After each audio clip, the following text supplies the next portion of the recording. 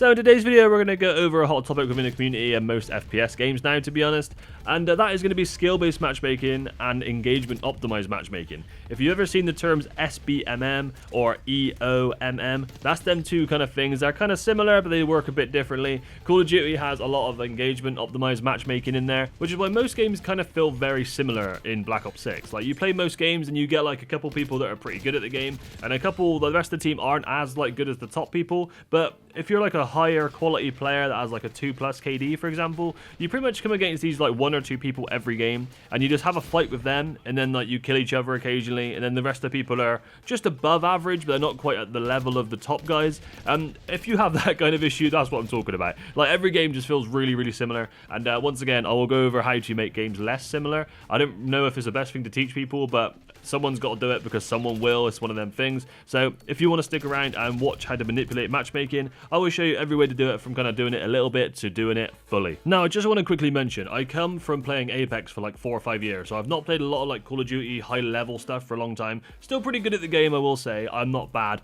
but I just want to make a point that I have played very high level competitive games. I've been top 500 plus in ranked on Apex within like the ranked seasons. In terms of COD, I don't know what level that would be if you get like a top 500 on Xbox or something. I'm gonna play COD this season ranked, so I will see what it's like, but just to let you know the level of kind of FPS I'm at. Sorry for the long intro, we are getting into the actual juicy details now. So first of all, this is what I would say is the average kind of game that I get as a 7th prestige, around about a 2 KD kind of player. Now, there's a couple of 6 prestiges in there, there's another 7th prestige, and there's a majority kind of 1st, 2nd prestiges as well, and there's a couple of unfortunate no prestige at all guys. Doesn't mean they're bad players, just means they haven't played a lot. Then you also get the issue of when you play solo, you get a lot of bad teammates. So if you're like a higher level player, like this is a good example of the background here, I did not do very well this game. I was doing half kind of challenges and not, but basically most of my team didn't do very well. I think one of them actually pulled like 4 for like 50, and it pretty much fed them kill streaks, and it made their game a lot easier. I'm not saying that like they were good. I don't mind good players. I think good players should be kind of said that they're good. The guy called Haz at the top of their team, I was pretty much just trading kills with him most of the game, to be honest, and he probably killed me more than I killed him. But I don't mind telling people that they are decent players. That's fine. It's when I get given a crap team, and then the team that I'm playing against can feed off my team, and then I just get battered all game because of it. That's when I don't like skill-based matchmaking. And one thing Activision absolutely hates is leaving games. So in the background, I'm showing you me leaving a few games. As you can see right there, there is that 3 5th prestiges and 1 8th prestige in my game. So I start leaving a few games to see what we can do here. And there's one thing that Activision absolutely hates, it is leaving games. They did like a study not too long ago, a few years back, where they turned off skill-based matchmaking or engagement optimized matchmaking, and it actually turned out more of the low tier players were actually leaving more games because the skill-based matchmaking was higher, so they were coming against better players. But that used to be like a complete different ball game. You used to get like a high tier player against you, and you wanted to like send him a friend request or like ask him why he's doing so good. The whole kind of vibe of someone being good at a game has changed now. You're like a sweat and people don't want to play against you, when it used to be the other way around. It used to be a lot more kind of respected if you were good at a game, but nowadays if you have a good gameplay, you just get told you're in a bot lobby. So there's kind of no point in getting gameplays nowadays, right? So just in the background there, I did speed up all of the kind of leaving. I left like 5 or 6 games, I think it was, and I tried getting a couple launcher direct hits while I was there as well and failed. But eventually I landed on this lobby right here. So as you can see, I'm searching the background. I wanted to put all this in because I feel like if I like manipulated it the wrong way, people wouldn't even believe what I was doing. But as you can see here, I will zoom in on some of them levels. You can see there's a couple of 1st prestiges, but the majority of them are not even prestige. And this is also in Nuketown 24/7, which is literally the sweatiest like mode you can search for.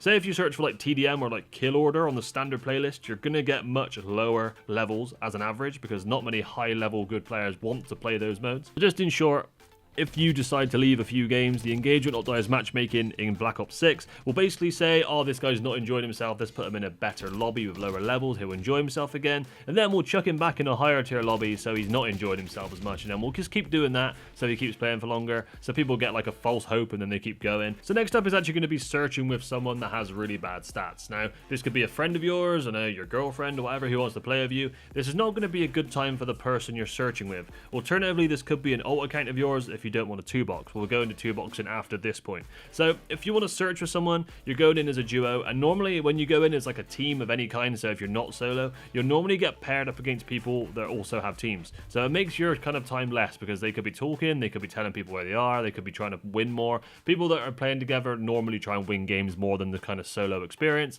As you can see in this game right here, there's a couple 4th prestiges and there's even a 6th prestige there. Once again, it's not saying that these people are really good players, they just played a lot, but most of the time if someone's kind of 6th prestige when the game's been out for like 3 weeks now, or not even 3 weeks, they're probably quite a good player, right? So after doing this for quite a while, you get these kind of teams come out, and this game was actually really close, and I actually really enjoyed this game. I got 72 kills, and the other team were actually quite good as well. Like there's some guy on my team got like 20 for 49, I think that said just there. So there was a couple of bad people that didn't do very well, but that's going to be expected when you're doing stuff like this and manipulating skill-based matchmaking. But all around, this game was actually really fun because everyone was trying to play objective rather than just like trying to kill people constantly.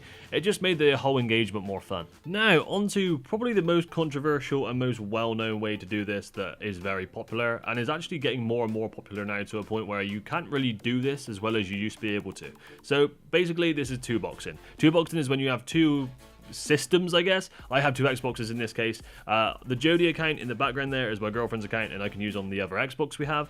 Basically, if I search for a game on that account and then I join the game at a right time, you could basically get put into a lobby thus at the skill base of the alt account, so the Jodie account.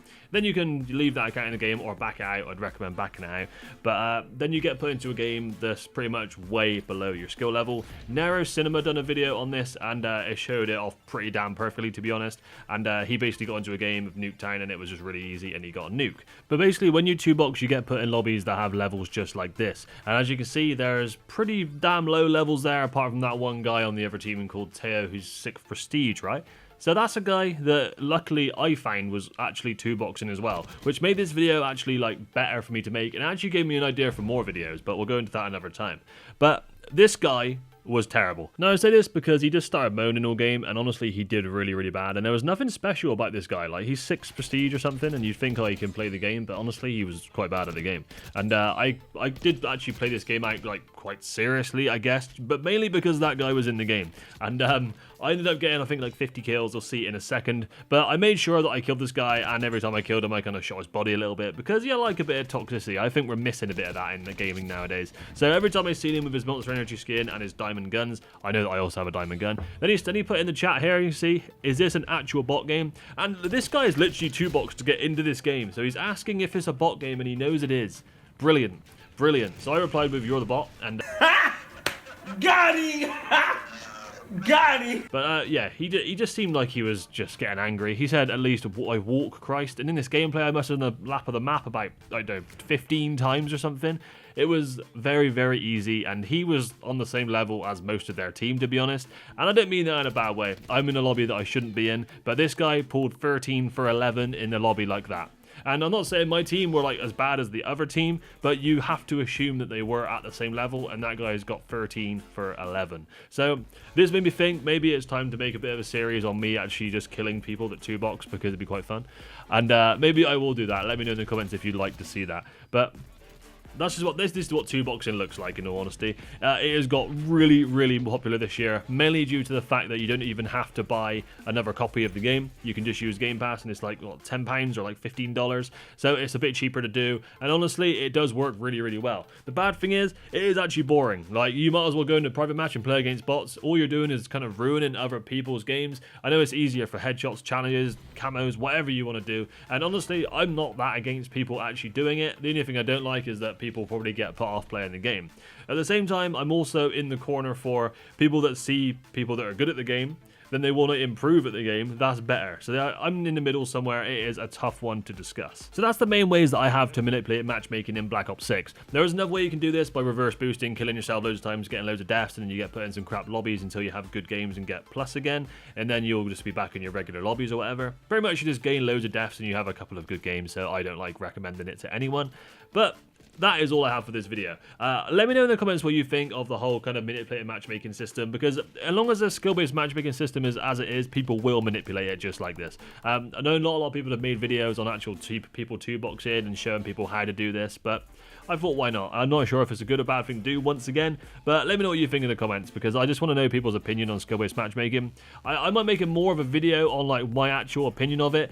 To be honest, I think that the way that skill-based matchmaking is at the moment, it just makes the game a bit boring.